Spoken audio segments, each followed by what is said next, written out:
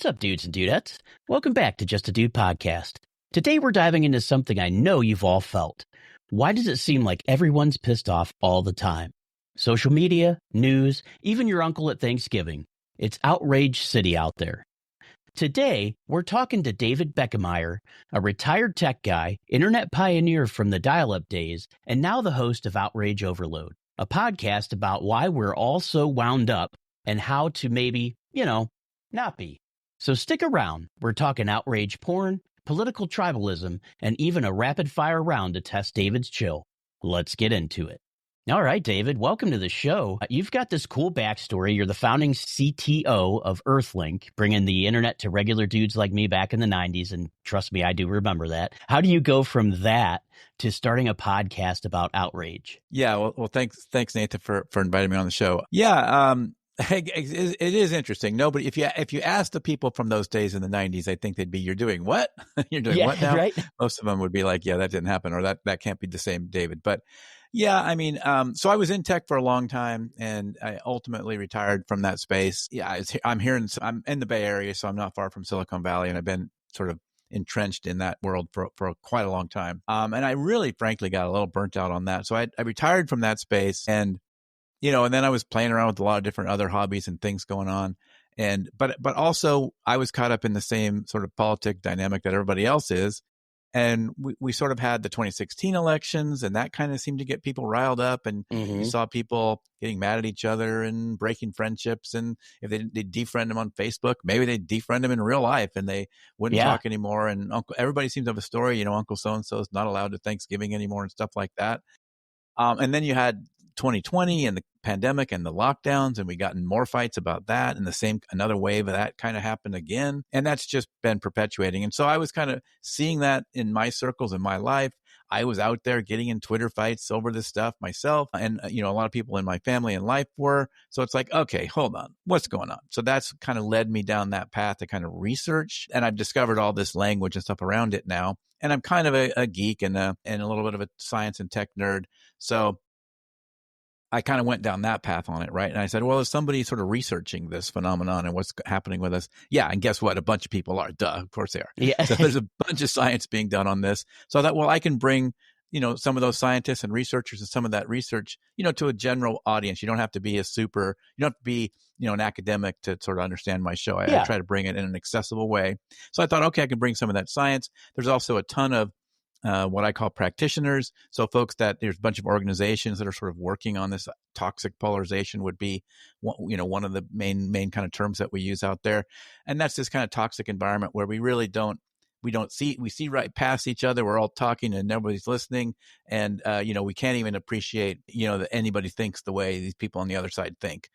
Yeah.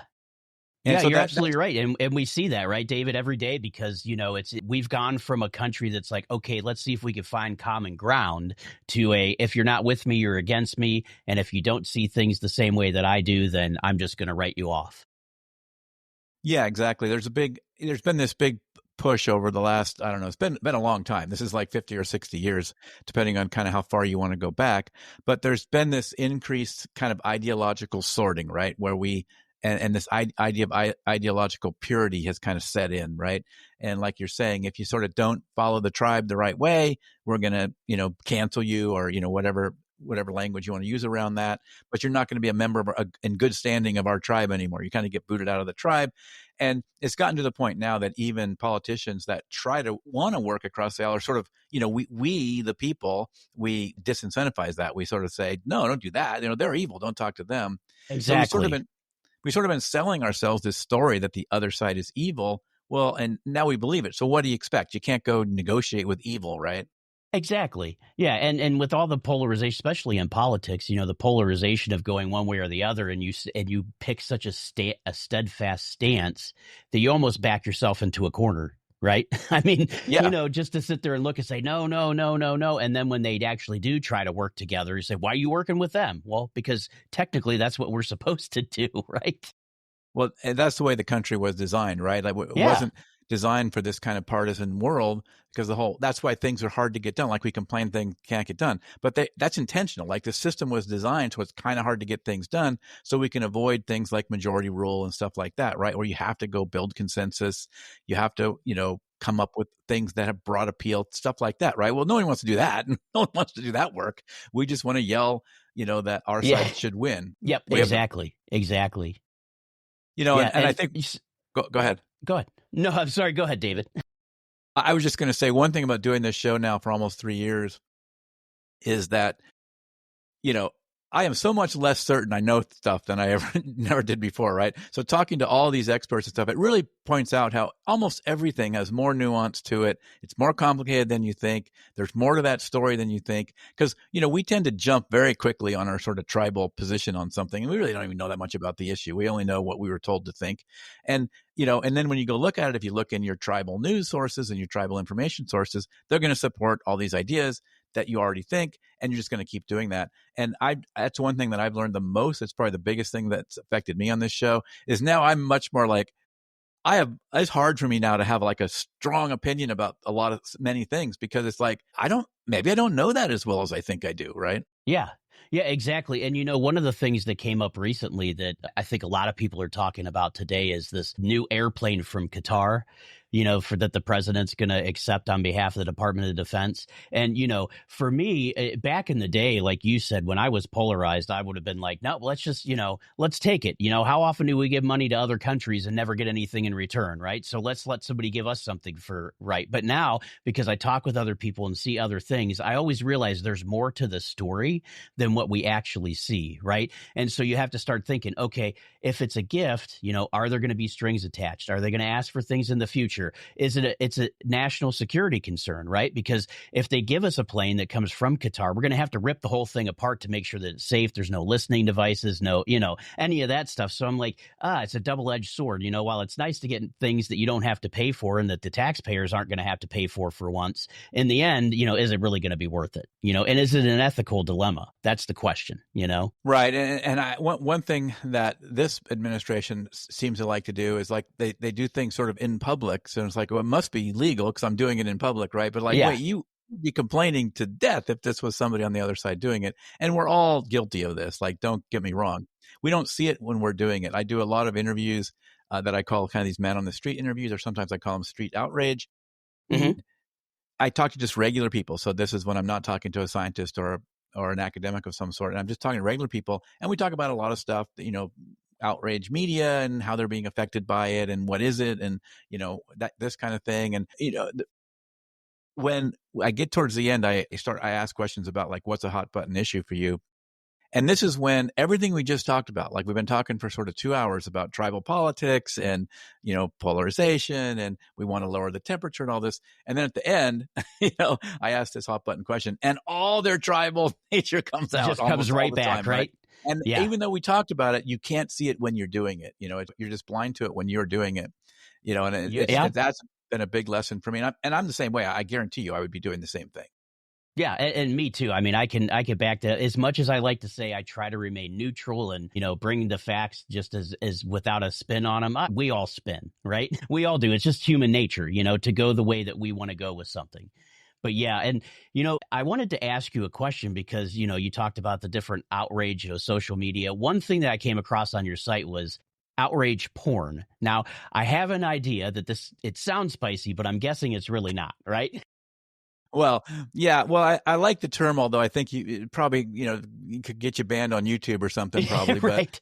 But other people, it's kind of what you've also seen people talk about the idea of like rage bait. I think it's similar. One reason I like the term, because outrage, and it has outrage and porn. So on the outrage side, it's about triggering these emotions, right? Moral indignation, anger, kind of the most common ones, right?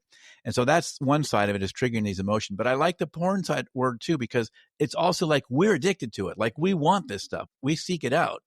And, you can't blame the social media and everybody for giving it to us if we're out there seeking it out, right? I mean, we're feeding the algorithms and telling them what we want. And so they give it to us, right? And so I think that's a piece of it. Is you sort of can kind of get addicted to this, right? Where, I'm going to tune in to Rachel Maddow tonight because I got to hear, what she's going to do. And then, but I leave Rachel Maddow and I'm super mad now. Exactly. but I still do it. Or, if it's not Rachel Maddow, it's Tucker Carlson or who knows, whatever, right? Exactly. Whoever it is, whatever side, right? Because you sit there and you go, oh, I wonder what happened today. How are they going to, what's their take on this? And then you get away and you're like, I can't believe that side's doing this, or I can't believe this side's doing that. And yeah, you're absolutely right. We do. We look for it, don't we? Yeah, you can fall into it. And that's a big piece of what I try to talk about on the show is kind of just having a lens for it. Like, if you want to go tune into a program like that, okay, I still don't really recommend it that much, but okay. Just realize they are in any news program, actually, and especially if it's sort of an opinion type piece and also news media and social media, like just go in with that lens that they are going to try to get you mad. Like they're going to say the thing that gets you mad, right? So if you go in with that lens, that can help a little bit because then you can keep asking that question that we raised at the beginning. Like, is there more to this story? I bet there's more to this story because there almost always is more to that story.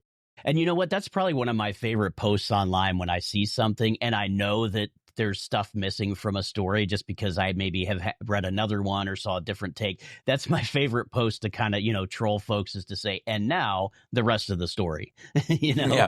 because it seems like we always pick the side that's going to support what what our values are or views are. But in the end, we're always missing something, right? It's never the 100% truth. Yeah, most often yeah, exactly. There are going to be some things left out. Like, we talk about, trust in media and stuff and trust in the news and, they're telling lies. Well, that happens. Sure, that happens sometimes, but it's much more often is what you're talking about is that just some stuff got left out to spin the narrative they wanted to create. Exactly. Yep. And that's where, it can be is it a lie? It's not really a lie, but they did leave some stuff out. It was that just an omission. Yeah. Exactly. It was just an omission. Yeah. That's all.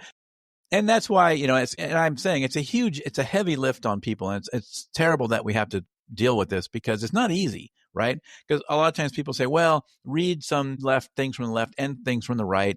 A, that's a bunch of work. I got to read 2 stories now to get exactly started, right? Or maybe 3 or 4, right? So it's a lot of work. And B, even that sometimes doesn't really get you there because just people are covering different topics. So even those editorial choices can kind of present a little bit of a biased picture of the world because they're just leaving entire stories out. Like they don't exactly that didn't make it into the editorial calendar. And we're all guilty of that. I mean, I have an editorial calendar. You have an editorial calendar. You're leaving stuff out. I'm making decisions. So I'm always trying to be aware of that at least, right? And I have a network of folks that are spread across the political spectrum, and I'll try to reach out and say, hey, how should I handle, I'm handling this topic like this. Do you think I'm bringing too much of my bias or whatever? So I try to that doesn't mean I'm getting it right, but at least I'm trying.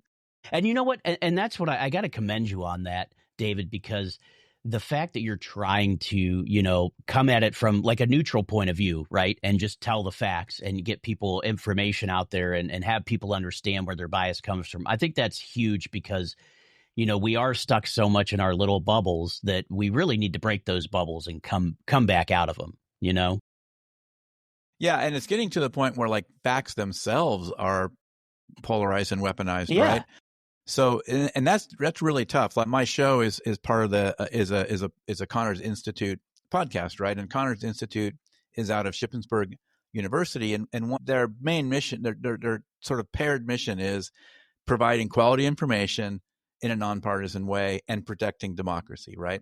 Well, that alone can start to trigger polarizing things for people, right? I mean, people see everything as polarizing these days. And so even the fact that that they're going to provide information and they're going to talk about fact checking and misinformation. And I mean, and they try to do it in a very nonpartisan way. I mean, they hammer Republicans and Democrats and all that kind of thing, but that doesn't clear you. Like you're still going to get people that say you are part of the deep state or you are part of the the misinformation engine yourself, and it's really tough. I mean, it's really tough, and you can do your best at it, and still, and you can't make everybody happy, but are you even? And it still can be really hard to really us to get a shared truth, and a shared, because so much of it is trust, and then also it's our bubble, like you say, it's our information bubble where we're filtering that information so much more than we realize we are. That we don't see the same thing in the same event at all. Yeah, you're absolutely right. And, that's the thing where I think a lot of people, where I think our media, we might get into this next, but, a lot of our media are now pushing on our emotions more than our, logical thinking, because they want you to be emotional. They want you to get out there, talk about things, talk about them. Right. And in the end, any media source, and I'm not talking about, like us independent podcasters and, other podcast networks, but talking like the big media, right? Their whole thing is they want to get ratings, right? They want to be the best show. So how am I going to get people to come in and listen? I'm going to make them mad, right? Or I'm going to look and hit their heartstrings and try to play on their emotions, because they're, if I just give them the facts, they're not going to, they can get the facts anywhere, right? Yeah, I mean, if you look at some of these marketing, master classes and marketing coaching and things like that, they literally say, not necessarily be politically polarizing, but they say Right. you kind of need to be polarizing in some way to get people to sort of plant a flag and take a side. And then but that extends very quickly into political polarization too, right? It does. And you see a ton of podcasts starting up. I noticed since this last election, you're seeing a lot of anti-Trump podcasts start up, and it's probably a pretty quick way to capture an audience these days, right? Because people are mad and they're mad about it, and you can be right down that alley. It's much harder to do a show like I'm doing and build an audience, Yeah, right? exactly. Because people want that polarized perspective, and we try to maybe soften that up a little bit and say, hey, okay, that sounds pretty bad, but maybe this happened and maybe it wasn't quite as bad as we thought it was, that kind of thing. Yeah, exactly. And I think that's one of the tough things that, how do you, well, maybe we'll get to this later, David, but let's cover it now. How do we get people that are so polarized to start thinking in a way that says, okay, hold on, let me stop, think outside of my bubble, my beliefs, and start looking at the whole picture? Is there a certain way for us to do that? Well, I mean, the first part is kind of a mindset, right? It's kind of a mindset that I'm going to be open-minded enough to say that maybe I don't have all the answers and maybe my side doesn't have all the answers. I think that's where we're the least critical, right? We don't criticize our own side enough, or we aren't critical thinkers about our own side enough. Mm-hmm. We jump on whatever, kind of message is coming out without really, taking much, or especially if it's like if our side is using these kind of tactics, these anger, rage porn, rage bait, outrage porn tactics, we don't see it because it just seems sort of normal when our side is doing it, right? And being more aware of that, having some mindfulness about that, that's a big one. And I think that would help things so much if everybody on all sides spent more energy looking in the mirror than they do looking at the other side. Exactly. You're absolutely right. And, I look at that as my way. And I always say this is, regardless of like politically who's in office, I don't care what party they are. It's our job as, citizens and as the people of this country that make it great to hold all of our elected representatives accountable. Doesn't matter if they have an R behind their name or a D, they all should be held accountable, and to, I would even say, a higher standard than the rest of us, For sure. Yeah, in terms of practical things people can do, and some of them sound kind of like platitudes, but and you can try them out and see which ones work for you. But people do talk about this idea of multiple information sources, but there are also other ways you can do things. Like what you can do is, I'm going to go deep on a topic this week instead of broad. So instead of maybe reading all the headlines and just moving on, I'm going to pick one topic this week. I'm going to go deeper on that. So I'm going to maybe read 4 articles or even more about that topic. So, pick one and just go deep instead of broad. That's one way to start getting a better, wider perspective on things. And it's practical. You can really do it. There are some good sources for, like, if you just want to catch up with the news and get some reasonable quality stuff that's not as infuriating, there's an email list you can subscribe to called 1440 News. People may know about that. If you just Google 1440, it's free. It's ad supported, so you get ads in the emails. Yeah. But it's a good edited list, maybe a 10-minute read each day. Of course, you don't have to read the whole thing every day anyway, but you kind of get a 10-minute overview, and the stuff they're pointing you at, they don't tend to point you at the rage bait stuff, right? And that's a good news source. There's something called Other Web people can try. It's more of a web-based thing, and it's more, you sort of have a bunch of dials and knobs, and you can kind of create your own homepage and work nice. in the it has a bunch of dials and knobs you can kind of play with, both not just left and right, but you can look at, there's a bunch of other sliders and things you can kind of play with about, reliability and things like that, right? So how are they rated? So you could pick, I want the least reliable stuff, and it's all left. You could have that if you want, junk, right? But yeah. it's all junk. Yeah, you can pick all junk, but you can kind of tweak those knobs a little bit And that's another one, and kind of see if any of those work for you too. What was the name of that second one, David? The second one's called Other Web. Other Web. Okay. I'm Yeah, actually and writing that down. yeah, you can just Google that and try them out. I mean, they're free. You can kind of play with them and see if they help fill a need a little bit. I think both of them are interesting services. And then there's, of course, some that are, more I would say more narrow. Like there's the flip side that tries to give you a couple of issues, and it gives you like what's happening on the left, what's happening on the right every day. But I think that's gone to a paid model now. I don't think it's free anymore. I think they have a free level that you get occasional updates from them, but it's not like daily, or it's not as often. You have to pay. Gotcha. There's a few others out there doing that kind of thing that I think are, that's one way to maybe get a little bit broader news diet.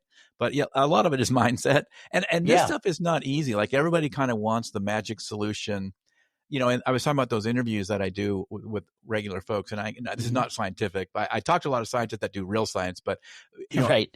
Anecdotally, one thing I've learned from those interviews is that, and this is self-selected people that sort of said they're kind of fed up with the outrage, and they're fed up with the toxic polarization, and they're fed up with all the vitriol and things like that.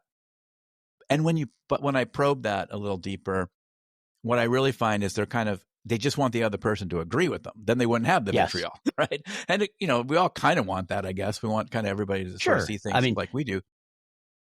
But yeah, if we had that, then we wouldn't have this polarization, right? Right, exactly. That's how you get rid of. If we all agree, we won't have polarization, right? But we also don't have diversity of thought, and that's probably not good either. And so that's where, I was just going to say that's where things get complicated, right? That what we really need to be able to do is deal with that diversity of thought, in better ways. That's what's more challenging. Sorry, I interrupted. Absolutely. No. And I think I was just going to go to the same place you were, but yeah, absolutely. One thing that I'm noticing here as a theme, and I saw it on your website too, is that this is really kind of an outrage industry, right? It's not just an idea or a theory. It's literally an industry. But, this really probably isn't just, Twitter trolls out there, right? It's got to be something bigger, isn't it? Well, I mean, you could say, I think there doesn't have to be a conspiracy, right? Right, I think I'm not going there, but yeah. One of the journalists I talked to said the biggest conspiracy of all is nobody really knows what the heck they're doing. I think there's some truth to that. But, if you look at, there's just an incentive structure that exists. And we're the consumer, a large guilty party of this. We kind of create this incentive structure. But, if you think about social media, you could argue that there was like there's Mr. Burns in the tower, coming up with the idea, but it also just kind of water flows downhill, right? So they create these algorithms that gets people going, and then that gets more engagement, and pretty soon it's a freaking cesspool of the worst possible stuff, and so that, and then what do you do now? And they don't want to change that because that's how they make money, is to keep us engaged in these platforms. So with social media, they may not have tried to create it that way. It may have been an accident, but that's where we ended up. And maybe we should have predicted that and thought about it. But now, how do you reform that and still, adhere to things like First Amendment and stuff like that? What does that look like? And I'm a big fan of sort of transparency, and that could be a path towards it. But I mean, there's also kind of bottom up. We're going to have to start being more mindful of what we're consuming and how we're consuming it. And if you look at the media, the bigger media world, again, is it a conspiracy, or is it just the way business works when you have a capitalist system, right? Because we have all this consolidation now. What is it, like almost all media is owned by like 5 companies or something now at the big media level. So in order for them to have efficiencies of scale, they're kind of going to just come up with a message and kind of send it out to all these properties, right? And they also have business interests, right? So the company that owns, the Chicago Tribune or whatever, owns a bunch of other stuff that doesn't have anything to do with newspapers. And those other businesses need to work with government and senators and the president and a bunch of other things, right? So their news media, the people writing the stories and the editors and what ends up in the newspaper, wants to be able to be favorable to the positions of all those other businesses they own, right? Yeah. And so, how direct is that? You can talk to different people about people that have quit from some of those platforms or newspaper agencies and so on, that say, it kind of got too much. We were getting too much pressure. But some of it is just the normal monetary stuff. Like they cut back journalists, right? So they're going to have less local journalism. So that creates a huge problem for us, because we have all these, what they call kind of news deserts. But even without that, we just have less real because investigative journalism is expensive, right? But this kind of slanderous stuff, or not slanderous, but salacious stuff is super cheap to do, right? So of course it happens. Yeah. And so in some of this stuff, you had an episode called, I believe it was How Correcting Misrepresentations Can Heal Political Divides. And you were able to show how misconceptions fuel this fire as well, right? Yeah, I mean that's one of the most promising a lot of, like I said, a lot of people are doing research in this space and trying to see are there some ways to kind of pull back from some of this hostility Hmm. and some of this tribalism, and that is one of the most promising ones. But it's hard to make it stick, so you got to and it's hard to make it scale. But there are definitely people working on that, like coming up with ways to do that. But what a lot of this research has shown is that if you're able to lower those misperceptions of the other side, that lowers the temperature and makes people less hostile and less interested in doing kind of more extreme things. As an example, because otherwise it spirals the other way. Because the research has showed that if I think the other side is ready to, violate democratic norms, then I'll violate them first. Right. And then it's Mm-hmm. sort of a self-fulfilling prophecy, right? And pretty soon it's just spiraling and each side is doing that, raising the bar one level each round, and it just keeps going downhill. But if you're able to remind them, no, they're not interested in that any more than you are, then, oh, okay, then I guess I'll be okay. Yeah, It kind of lowers the exactly. fear factor and that kind of thing. So that's one of the most promising things. And what are some ways to scale that and get us to appreciate that? But we don't want to oversimplify it either, because some of these things, again, do sound like kind of platitudes. Like, you often hear people saying we have more in common than we think. And that's true, but we also have a lot not in common. Like, Sure. if you throw two people in a room and tell them they have a lot in common, that may not be the way that conversation goes, right? No, right. Right. I mean, it certainly helps if you can get people to deal with non-political things first, like build a relationship around, I don't know, they go into a room and play and do gaming for a couple hours Exactly. before they talk about any politics. That'll probably be a somewhat of an improvement, because at least I know you now and we're having fun Yeah. and I know you're kind of a regular person. So those kind of things can help, but we don't want to oversimplify it that, we have more in common. Okay, that sounds good. But like, how in practice does that affect how I interact with people from the other side and that kind of thing? So we have to keep that in mind. But yeah, lowering those perceptions is a big one. And, and I'll tell you another intervention that is kind of, you might find a little surprising too, that I found surprising anyway when I discovered it. But and that's on the misinformation side.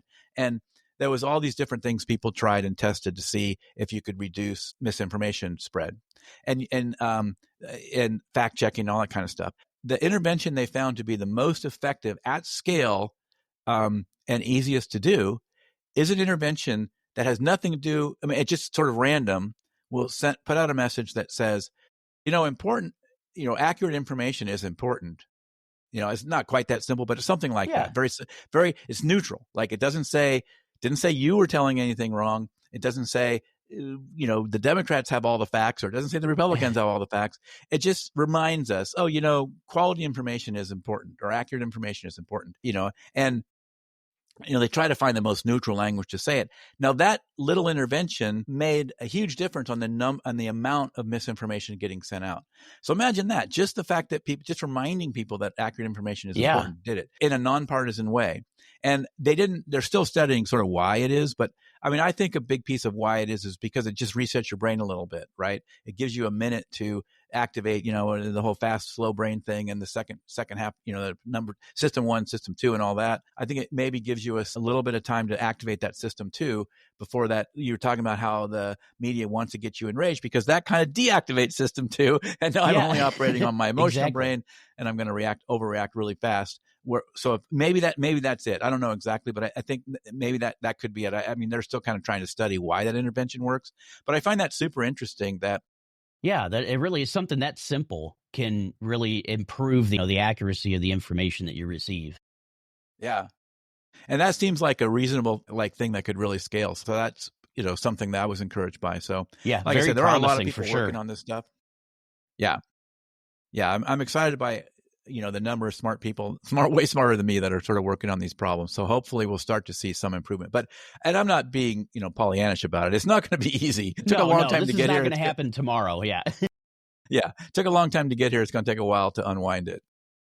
Yeah. And you know what, David, like one of the things that I notice too when we talk about these things is, occasionally we'll read headlines, right? Headlines seem to suck us in, don't they? And, you'll read a headline and you're like, man, all right, I'm ready to fight somebody. Then you read the article and you're like, well, that wasn't even that bad. So why do Right. we fall for that? Like, do you have any background on why we fall for that constantly? Well, I mean, yeah, I mean, it is clearly, that they, well, for one thing, they, with headlines, especially online, which is how most of us are reading these things, those headlines are not written by the author of the piece anymore, right? Those are kind of written by the marketing department. In fact, they're written by algorithms essentially, right?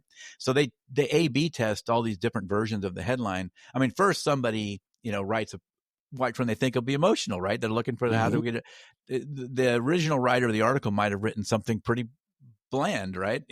And just kind of a down to the facts headline. But then the marketing department takes over and writes, this sensationalized one. And Yeah. then the algorithms, keep doing it. So, what that would typically indicate is that it's probably triggering all those emotions, right? Our amygdala is Yeah. getting lit up and all those, sort of dinosaur brain points of our brain are activated. And so that it just settles on the one that's like the most triggering. Yeah, and you know what? Even I could even see with, AI now, how you can Right. take a story and write it and say, okay, make this so it appeals to the emotions of readers, or make this so it's, I don't want to say clickbait, but you could technically say that, give me a catchy title for this so I could draw people in, and boom, it'll give you like 30 different titles, Right. it's, So yeah. that's another key thing is like you got to go past the headline. There's You probably do. more. You really do. You And really it's do. kind of like I say that about politics sometimes too, because we get, for some reason, especially at the federal level, right? We get so outraged at things that happen on the federal level and, left, right, whatever it means. But in the end, when you really sit back and look about how you are personally affected, unless it affects your paycheck and taxes or something like that, most of the time, a lot of us are really not affected by the policies set in Washington. And that's just kind of an observation. I mean, I could be wrong. There might be people out there, but just from my observation, for the most time, yeah, I get amped up on things, but in the end, they change things. And unless it affects my wallet, I kind of really, it doesn't really matter. Right. Well, I think one thing I talk about a lot on the show, and I've talked with a lot of guests about this, that, we're so overly, and this comes back a little bit to the media thing we were talking about before, where we've lost local journalism. So these media conglomerates are giving us all these national stories. So we're getting agitated, like you said, about these kind of national things happening in Washington that, may or may not affect us that much, but there's probably a lot more going on in your town and in your community and in your, Exactly. and we don't get that right up about that because we're not hearing about it that much, right? So that's one thing that we talk about a lot in the show is kind of focusing locally. Like there probably is more stuff going on. I mean, maybe get involved in the school board, maybe get involved in the Yeah. town council, maybe, try to see what's happening locally because that stuff can affect you a lot more A than a lot lot of more. what's going on in Washington, right? And, Yeah. pick your battles on the Washington stuff, right? I mean, I think that's another big one that I've learned is that I don't know enough about all this stuff to start having a position on all these things. I don't know And them there's well so enough. many. Yeah, Yeah. exactly. And there's so many different topics that they handle at that level. It's just like I said, I don't want to downplay it to say that what happens in Washington doesn't affect us because, it does, it trickles down, right? Because if we cut funding at the federal level, what's that mean? Oh, the state's now not getting enough money. And if the state's not getting enough money, then the county's probably not getting enough money. And then the cities, whatever, are not getting enough money. So it can trickle down. So I don't want to downplay that, Washington is not important, but I loved what you said there about local because that is really what's going to affect you the fastest and probably the most, local and state. Yeah, and the other side of that is I don't have much agency about what happens in Washington either, right? I mean, I have my congressman and I have Yeah. a senator and that's about it, right? And I can write letters to other people, but I don't have my impact, my ability to impact what happens in Washington is much reduced compared to what my ability to, your local Yeah. people, you get to write them a letter or you go to their office and talk to them. That's going to have a much higher chance of having something happen. And your vote locally probably can matter too. And you can go speak at the Absolutely. town council and all that stuff. So there's also the agency side of it. Like you have a lot more agency in what happens, what goes on in your local Yeah. politics. Yeah, I love that. And David, getting back to headlines, I'm just wondering, is there any outrageous headlines recently that you've seen that you're just like, wow, I can't believe that this happened? Well, I mean, pretty much all of them, right? Because, I mean, if you look at the AP and Reuters are pretty good about keeping them a little bit more Yeah, balanced, or at tame. least, yeah, more tame or neutral. I don't know, neutral is quite the right word, but Yeah, a little but less yeah. sensationalized, right? And those are a little bit better. But pretty much everybody else's headlines, you're gonna go, darn, what happened? And you're gonna pick that thing up and like, okay, maybe I should slow down a little bit. Take it easy, Yeah, Tiger. exactly. Exactly. Awesome. Well, David, I want to switch gears just a little bit and talk about another part of your podcast, because you have stuff in it like the Polarization Detox Challenge. Is that like a juice cleanse for your brain? Is that what this is? Yeah, so that's with an organization that we work with, and what it is basically you sign up for like a daily email, and sorry, maybe it's weekly. Yeah, you sign up for a week, and it's like exercises that you do, and it's some of the same kind of stuff we're talking about, right? It's finding articles that there's this idea of like a steel man argument, right? So like instead of going out and trying to find the information that supports my thinking, I'm going to go out and try to find the information. If I was kind of had to, it's almost like playing debate with yourself, right? Yeah. If I'm going to debate the other side of this argument, what does that look like? And try to find the good arguments about it, right? Not just the sensationalized one that are easy to discount. Like on either side, you could go to a very partisan newspaper and probably discount that from either side. But try to find the arguments, which is a little bit more work. I mean, it can be hard to find good, well-written stuff, but you can go to a Reason or a Wall Street Journal or something, that's a little bit less likely to be the full-on like a Fox News, frankly, or MSNBC version of the story. Exactly. Right? The two polar opposites, right? Yeah.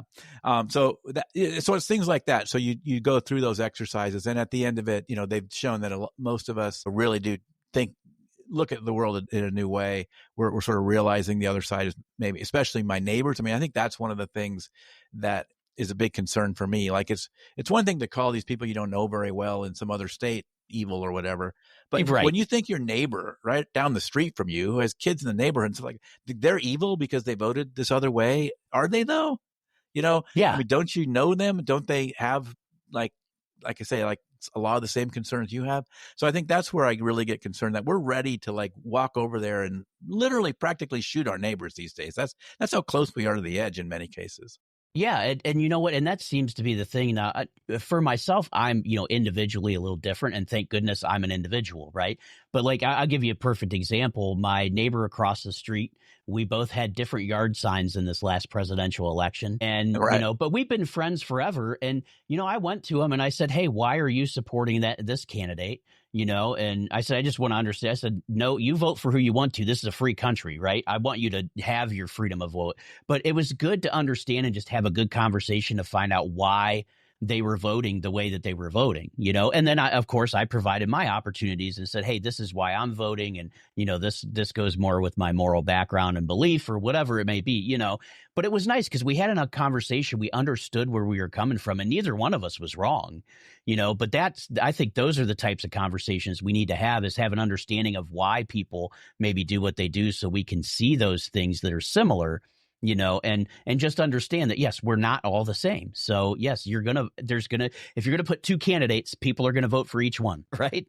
Right. Well, I think a key word that you mentioned there is understanding why they think what they think. Right. We don't, we can throw facts at each other. We can throw Fox News talking points at each other all day long. Right. But that's not really going to change our minds, and it's not going to help us. But if we try to understand more about their personal reasons for why they have certain views, right? And I think that's, talking back about a lot of these one-on-one interviews I've done with regular folks, is that's a big piece of it, that people are almost shocked when you leave that door open and create the space for them to explain their views, and you don't push back and you don't try to tell them they're wrong. You just sort of listen, right? And people are so not used to that. Like you almost literally see the shock on their face when this, like they're kind of like waiting. Well, when's he gonna, tell me I'm dumb?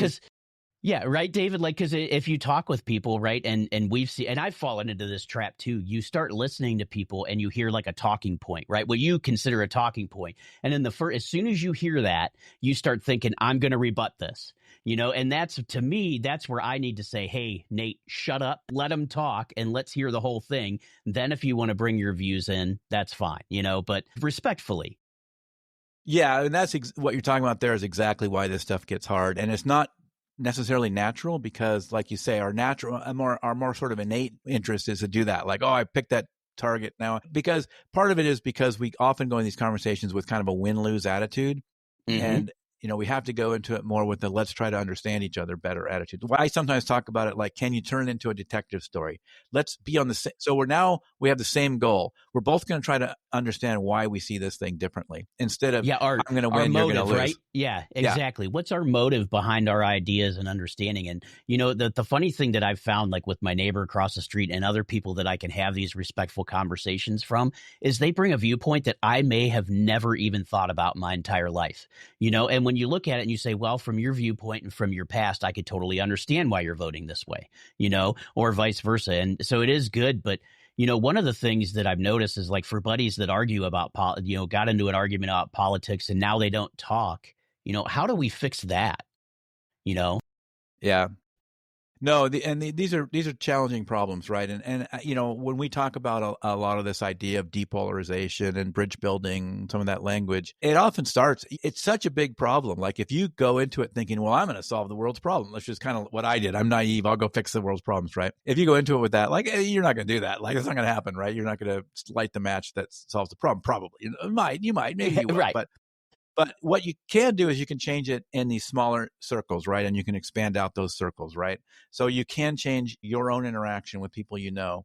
You can change and try to restore those relationships, try to understand better. And this works in your community. This works, in your church, those kind of things, right? So even if you're not solving the world's problems, you can do things that'll improve your life.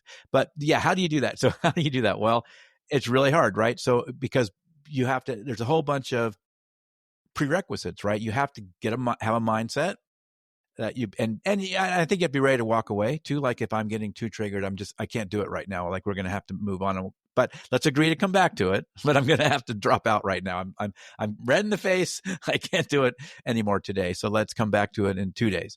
But you have to have, so there's some of its mindset and some of its attitude. So you kind of have to be coming to the table with good faith. Like, I'm not trying to win you over, and you're not trying to win me over. We actually do have we're truly do want to understand each other better. Like, if you pretend you want to understand each other better, but really you're trying to persuade them, that's not going to work. It's not going to work. No. People can see through you, it's not going to work. Yeah, you're a snake oil salesman at that point, right?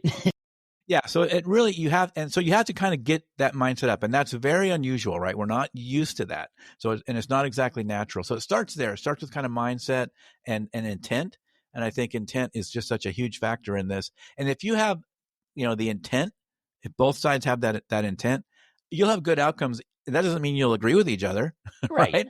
And I think that's another thing people have to remember. Like, go into this, again, you can find yourself in this win-lose thing. But what people think sometimes is, if I let them tell me their side, that means I agree with it, or they might change my mind. Well, they might, but you're not committing to that. You're not committing to changing your mind. But even the fact of this, look at this, David. What's wrong with you changing your mind? Right. If it's based on factual information and you say, hey, this aligns with my moral upbringing and beliefs, there's nothing wrong with changing your mind. I mean, I look at an example, not to go one side or the other, but I mean, look at the vice president, for example, right? He was a never Trumper, and now he's the vice president of Trump. There's a guy who changed his mind, right? Because he saw what he says, he saw the different things that he thought he had a good first term. So, not saying that's a perfect example, but there's an example of someone who changed their mind about something. And I think you're absolutely right. We need to go into these conversations with an open mind. We need to realize that, hey, we can disengage. And sometimes I've even done this with my, some folks that I know, is that if politics is really a sticky subject for you and someone else, maybe just avoid it.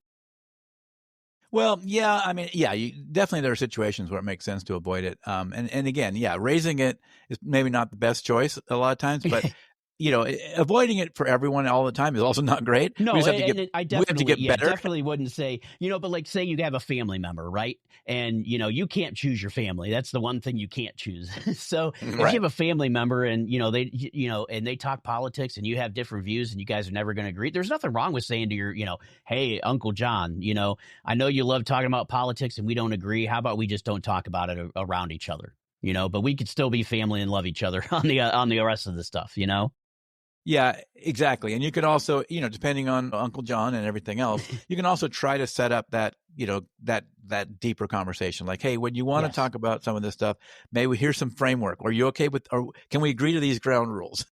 Yeah. If we both go in with these ground rules, I'm happy to have that conversation. Right. Well, usually when we're having that conversation with Uncle John, right, we talked about like it's at Thanksgiving or at a family dinner or something Right. like that. So maybe there's an opportunity to talk to, to talk to Uncle John or the Uncle Johns of the world and say, hey, you know what? Let's have a one-on-one discussion where we could talk a little bit more intimately where not everybody else is listening to us, Right. We're not trying to show off Exactly. we're not Doesn't trying to need to be a perform. family show. Yeah. Yeah. Exactly. Yeah. Right. Those family gatherings are not really the place to have that conversation. No. And I saw posts and stuff too, like where it said, people got so upset over this last election that they weren't going to go to Thanksgiving because they knew their family voted for Trump. And I'm like, why would you let one person ruin your entire family? So it's someone that's not even in your family. Well, and of course it works both ways, but it can be difficult. Though I will say it can be difficult because we've made politics so salient in our lives, right? I mean, for some people, not everyone, but for a lot of No, people, they walk into the room, they have their Trump shirt or their Biden shirt or whatever they might be, and and they just almost wear it just to see if they can rile people up, right? I agree And with you. Yep. and they just bring that as the first thing in their identity, right? Like, I don't even know who you are yet, and you've got this giant shirt on, these giant Absolutely. words on it. Yeah, and especially if it's got the phrase of if it's got the MAGA phrase, right, then people might already be turned off on it. Exactly. I mean, well, somebody's going to be turned off on it if it's Yeah. that bold and that Yes. strongly partisan, whichever side that somebody's on, right? So, you're kind of asking for, you really are, You're asking for it. Yeah, you're kind of a troll. You're the outrage producer, aren't you? At that point. Yeah. And so that could be so it can be kind of hard. And I get it because, both sides do this. Both sides get kind of vindictive and like, oh, my guy won. You're such a loser. Yeah, exactly. Yeah, It's kind of like what we do really, with sports teams, except it's politics now, right? and we sit there and we do this stuff all the time, and we go back and forth. And this 4 years it's you, this 4 years it's me. Oh, Congress. Now it's this party's leading it, that party's leading it. But yeah, it's just a mess. And to ruin personal relationships over politics it just seems crazy to me. Right. Yeah, and a lot of that is because we've moralized it so much, right? And we see this as we've turned these into moral issues, and that really makes it tough. And because now it's sort of become, it's my identity, but it's also now like a moral value that I have, or I perceive it that way. And so even just talking to you like is somehow violating a moral principle of mine, and then it gets really hard. Yeah, absolutely. And so, David, with you being in tech, because you had your past in tech, how much do you think this mess is tech's fault? Yeah. It is to a large degree, especially once the like button basically happened. That really changed things, right? Because that really did give them the feedback for this engagement, and then they could really start amplifying things once they kind of figured out how to use that math to really push that. But, and I think it is an accidental thing in many ways, but it's the social media side of it. Like our brains are not wired for this disparate, broad, huge, millions of people world, right? Our brains are wired to operate in little small groups and where we have pretty close relationships and we see each other and we talk to each other and we do these things. So we've thrown this kind of world at our brain that it's not programmed for, and it's obviously not working. It's not really difficult for us. And you're absolutely right when you talk about, the little circles that we're in, and that comes back to what we talked about earlier, like local politics, getting involved there because it has more effect of us. But yeah, social media opened us up to all kinds of different information. Number one, information's instantaneous today, right? It wasn't like it used to be where something happens right now, you won't hear about it until tomorrow morning's newspaper, or until tomorrow's news show. But now, it's instantaneous. If something happens right now, within, probably a minute and a half, we're going to know about it if we pull up social media, Yeah. So that's something that I think we weren't really used to, and having all this information overload as well. And I think, we spoke about algorithms earlier too. The more, when you hit that like button and hit the like button on something similar again, that algorithm just keeps feeding you more and more and more of that stuff you like.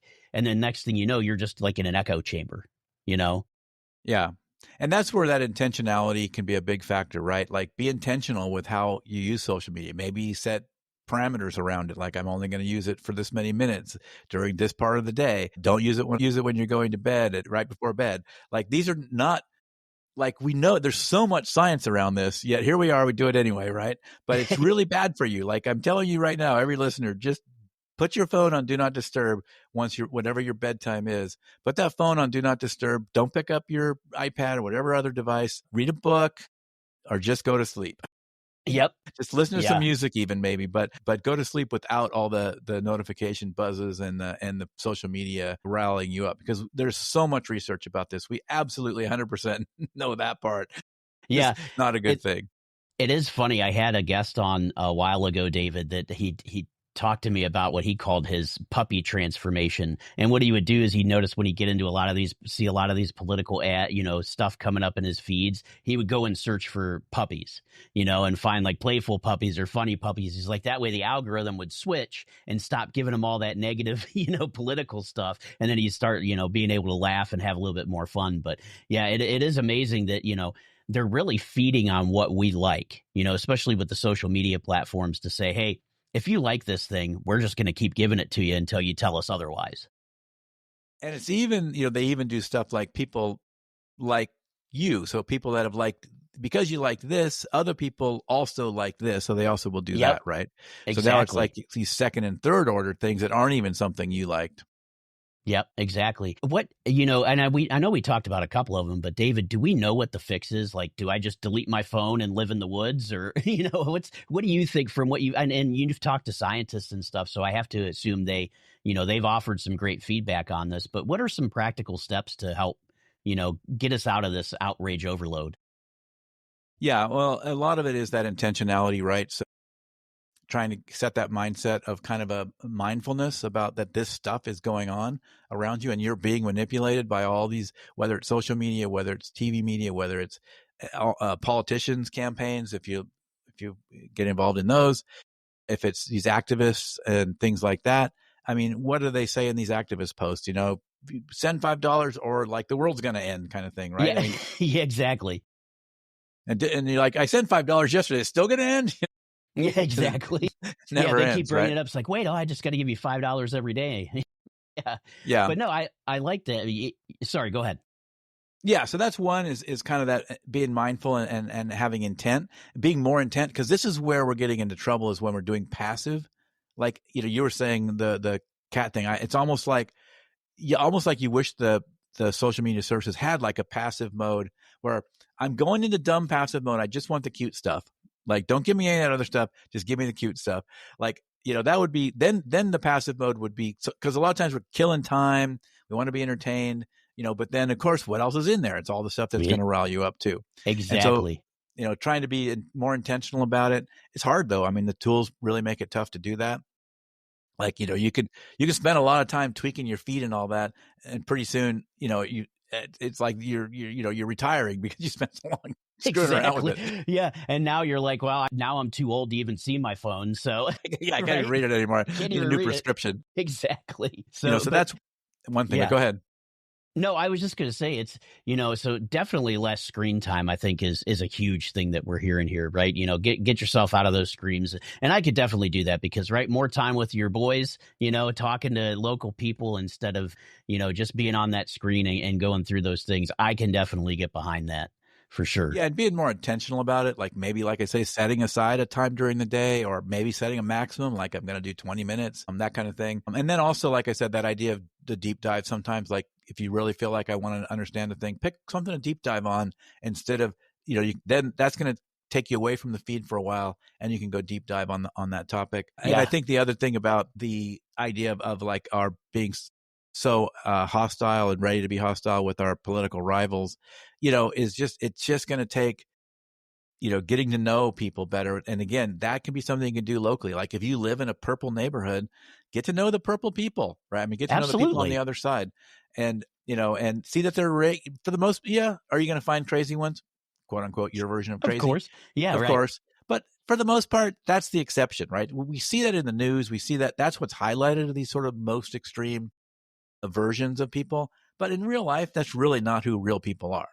No, I agree with you because I know, so just so you know, David, for myself, I tend to lean to the right. I like to think that I'm an independent thinker, but my background, conservative background, is brought up, as a Christian and stuff. So there's some moral things that kind of lead me that way.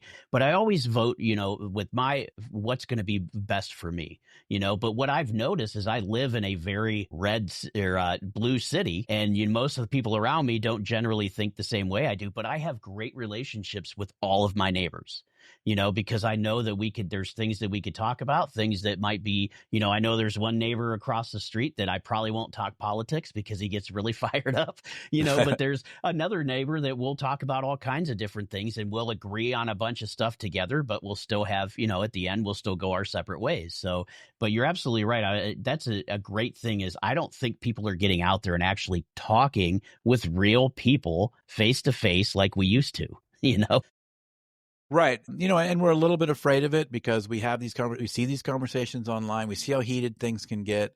And we do. And, so it can be a little challenging. There are groups, depending on how much effort you want to put in, there are groups, like I'm a moderator for a group called Crossing Party Lines, where we hold these moderated meetings. So I moderate, these calls just to keep the rules in place. I'm not trying to control the dialogue. If anything, my biggest thing is to make sure all those views do get presented right and fairly. Everybody gets some time, and that's all. And so then in that environment, it really it really exposes you to people with these different views in sort of a controlled way, where I'm not going to let people start insulting each other and stuff like that exactly. as a moderator. But we can still have all those views shared, and you get an opportunity to actually listen and hear these different kinds of views. And then you get some practice with it, because like I say, we're so out of practice with it, right? We are. We stay in our bubbles. We usually talk with the people in our bubbles. And so we say like pretty radical things, and it's not really that radical. It didn't seem radical because our friends were sort of nodding their head, agreeing, right? Right. And so, we just don't have a lot of practice with running into people with different perspectives on things. I mean, I've certainly learned that the degree to which two people can see the same event and see a completely different thing, like most of us just don't, because you just don't experience it because you're so used to being in your bubble, that how could anybody see what they saw? It wasn't like that. But I mean, those people exist, and you have to be sort of prepared for it and appreciate it. Yeah. And, it's tougher too, I think, as we get older, to discuss things, because I'll give you a perfect example, and not to polarize anybody out there, but if you would have told me 20 years ago, David, that people would be questioning what a man and what a woman are, I would have been like, are you out of your mind? That'll never happen. You know what I mean? Just the fundamental, basic biology of a man and a woman. And we're questioning that now in a whole different manner that I never thought in my lifetime would ever become a discussion at all. Well, I'll say I did a episode on that with a doctor who it was inspired by the Olympics, the boxing last summer, right? So from the they said was a biological male, but the Paris Olympics, the Paris Olympics and all that. Well, actually, I think you could. Yeah. Anyway, I talked in the beginning how I'm not certain. I'm very rarely certain about things anymore. And I will say, with what I learned about that, is it is pretty complicated, and it's hard. I kind of went into that before I even started researching that topic, thinking I kind of had a perspective of where I stood on things, but talking with, these different experts, I kind of left there going, this is a hard problem, because particularly, let's say in sports, right? Because there are these different medical conditions, right? That it's just relatively small percentage problem. It's not as small as you think. Some of these cases occur like 1 in 10,000. So that means there's a few of these people in your town, exactly. Probably, right? Yeah, exactly. So it's not like, and a typical hospital will see half dozen of these a year or something like that, right? And these are really difficult things for parents to deal with. And there's things like Turner syndrome and some others where, because if you think about what happens in the birthing room, right? All we do is we just look at the genital organs and decide the anatomy, boy, right? And exactly. And pretty much the anatomy, and we pick girl or boy. But some of these people that have these various, what they call differences in sexual development, that this is at the biological level, have, that they'll start going through they're females, they raised as female, they're, brought up as female, and they live a life of a female, and then they have a male puberty when that time comes around. And that's very traumatic, right? Imagine what that would be like, right? Absolutely. And so, so there's things like that. There's these different conditions so it is more complicated, than Yeah, there are some medical anomalies out there, right? That we Yeah, and don't probably, like you just brought up, that I wasn't thinking of when I made that comment, but yeah, you're right. And I forget, I don't know if the term is still correct or not, but like hermaphrodites and yeah. things like that are born with both genitalia. And yeah, so there's it's funny we think about that, but and just as its root cause, to ask somebody what is a woman and then them not be able to answer is just weird to me. Well, and imagine the poor parent sometimes in these birthing rooms. Like the Yeah. doctor, what's the first thing a parent asks? Is it a boy or a girl? A boy And or what if girl, the doctor has exactly. to say, well, I'm you not know, sure.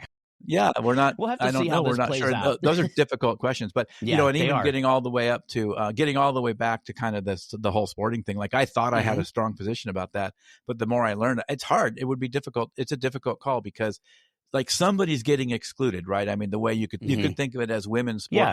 because we've divided up into men's, women, and the women's sports is kind of a protected class, right? Yeah. That Yep. it's not fair to them if somebody that's gone through a male puberty is allowed to participate there.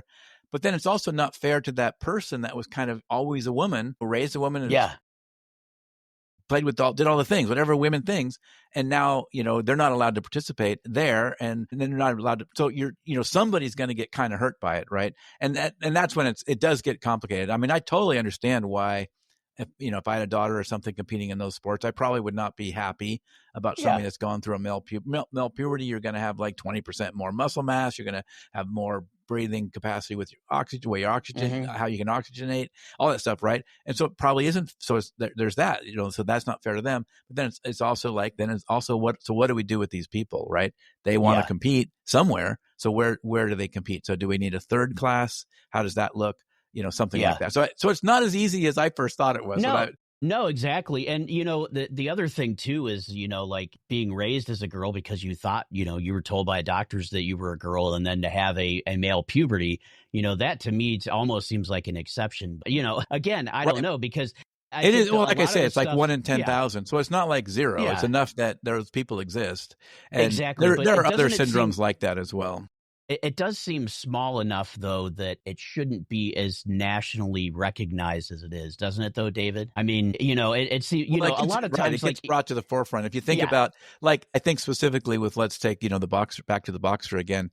Like, hmm, I don't think that boxer is like guilty of anything. Like their country sent them there, and they probably knew what they knew where this person was at.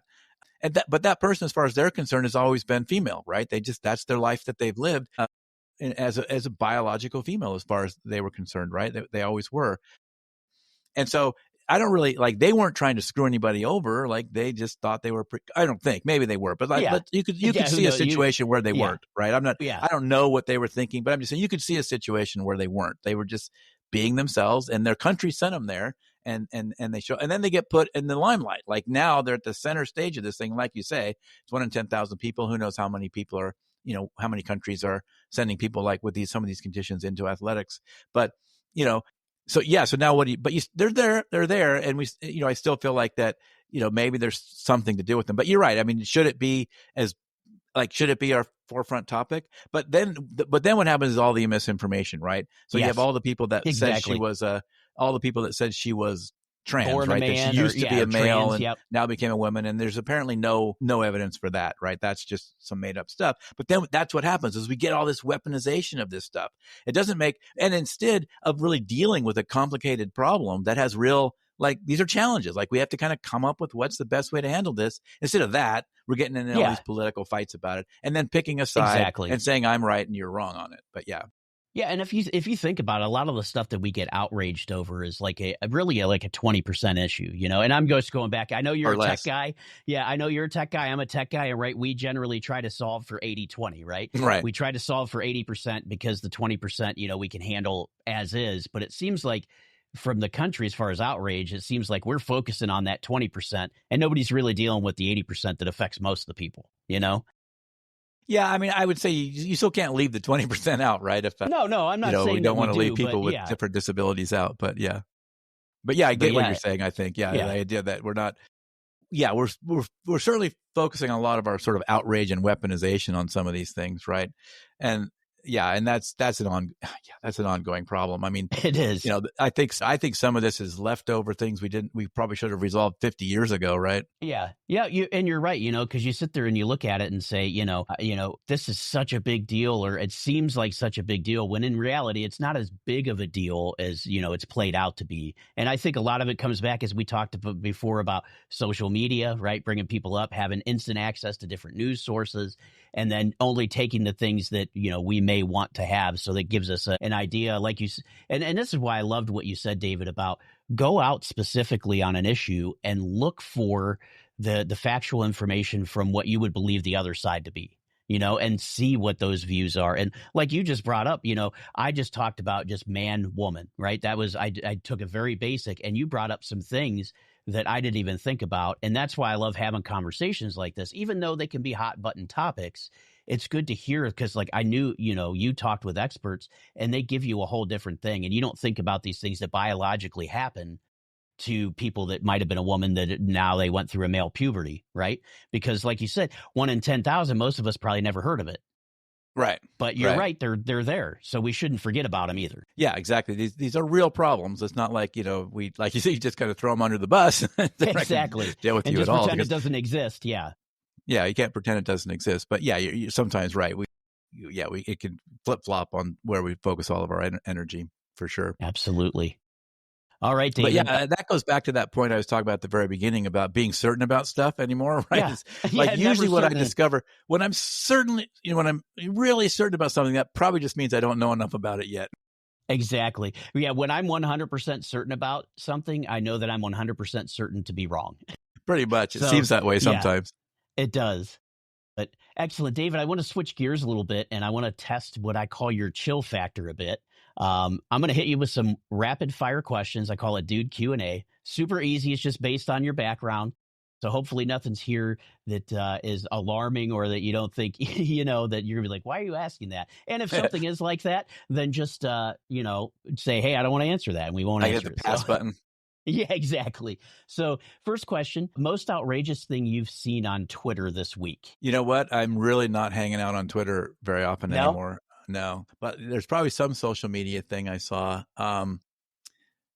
Yeah, I see so many because I kind of observe a lot of this just to see what's going on out there. Yeah, I can't think of any one really standing out. I think, what did I see? I think I can't remember now for sure what it was, but there's so many that crossed my radar.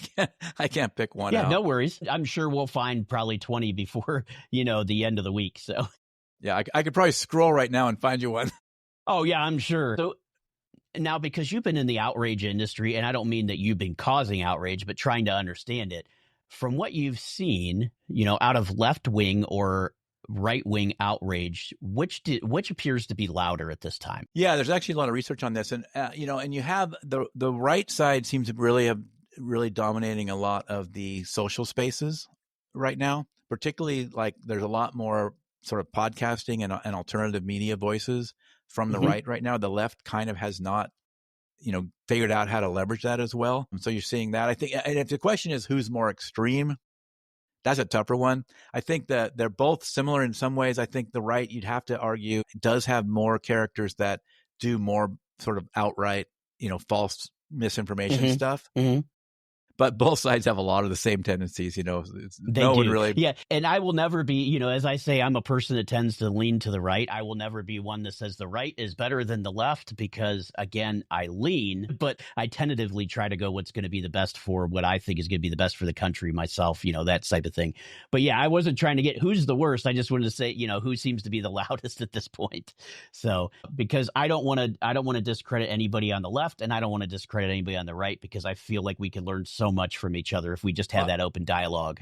I'm okay discrediting them all, especially if they're more extreme. Well, I mean, just discrediting them equally, more or less, right? I mean, or fairly at least. I'm not afraid to discredit either side fairly.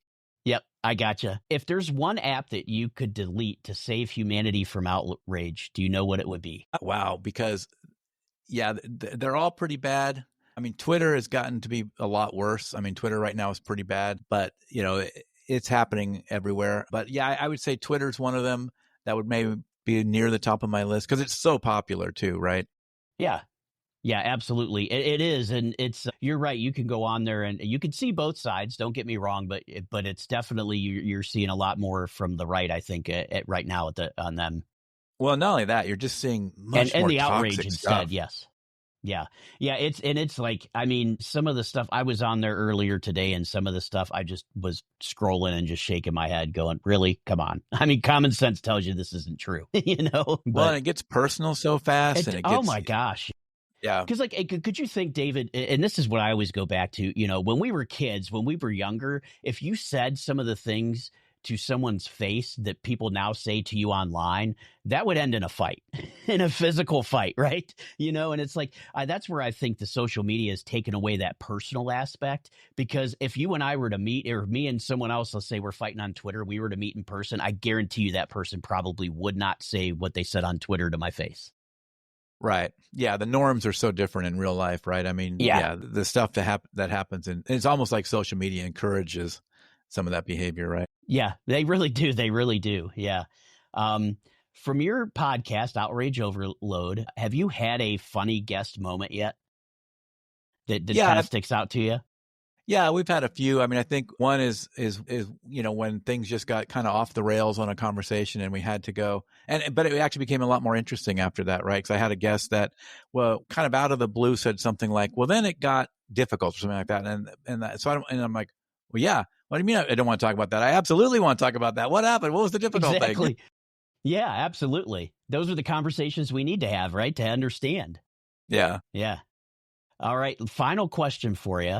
You're stuck in an elevator with Elon Musk. What do you say to him? There would be a lot I'd want to say, and the challenge with Elon Musk for me is I don't see him as like a sincere person. So it would be hard to feel like I'm going to have a actual dialogue with him. But yeah, I'd probably say, "Who hurt you?" No, that's not fair. That's not fair. I wouldn't I say that got in you. real life. No, that's funny.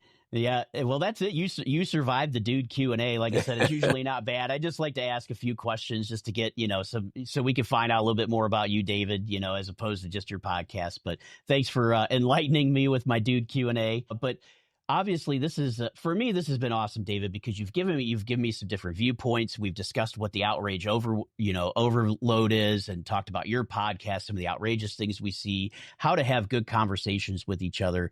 But it's truly been awesome. And I want to give you an opportunity. Is there any last word for our dudes and dudettes out there that you want to share? Yeah, I mean, it's a lot of just to take a step back sometimes. Like, may not be as bad as you think. Take a step back and reflect a little bit. Look inwardly.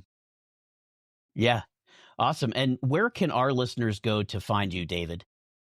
So all the links and the contact info and all that stuff is at outrageoverload.net. All my contacts info's there, all the socials, which are at Outrage Overload everywhere, but also my email and all that. And I answer every email I get. Excellent.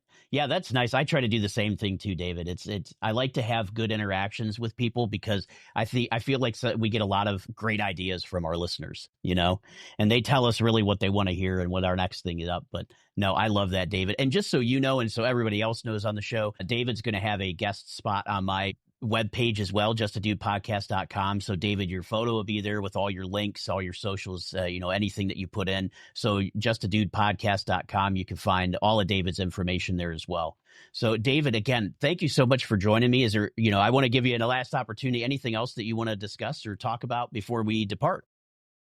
No, I just want to thank you for the conversation. It was fun, and I enjoyed it a lot. And thanks so much for having me on the show. Yeah, no, David, thank you so much for joining me. And I look forward to this going out for our listeners to hear it, because I think this is the conversation that we really need to start having in this country, because I think we could do so much more if we understand each other instead of being polarized, Yeah, 100%. Excellent. Well, David, thank you so much. And that's it for today, dudes and dudettes. If you liked this episode, make sure to hit that subscribe button, tell a friend, and maybe don't yell at them over politics. Until our next episode, keep learning, keep growing, and keep being just a dude or a dudette. I'm Nathan, and I'll catch you next time on Just a Dude Podcast.